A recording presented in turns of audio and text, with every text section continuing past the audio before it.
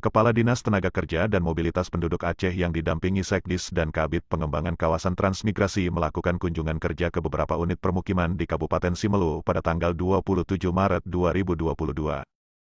Kepala Dinas Tenaga Kerja dan Mobilitas Penduduk Aceh Akmil Hussein memulai agenda dengan meninjau langsung lokasi-lokasi kawasan unit permukiman transmigrasi yang ada di Kabupaten Simelu, yaitu unit permukiman transmigrasi Latiung dengan penempatan awal sebanyak 350 kepala keluarga, dan kini lokasi tersebut sudah menjadi 3 desa, yaitu Desa Jerange, Desa Meranti, dan Desa Baru.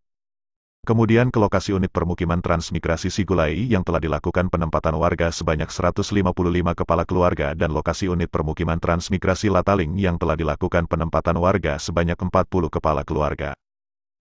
Dalam kunjungan kerja tersebut, Kadisnaker Mobdok Aceh juga melakukan peninjauan sumber air bersih. Kegiatan tersebut dilakukan untuk memastikan sumber air bersih guna dapat memenuhi kebutuhan warga di lokasi unit permukiman transmigrasi yang selama ini menjadi masalah utama pada lokasi-lokasi transmigrasi. Kadisnaker Mobdok Aceh Akmil Hussein kemudian meninjau lokasi baru untuk pembangunan transmigrasi yang nantinya akan direncanakan untuk pembangunan dan penempatan warga transmigrasi tahun 2023.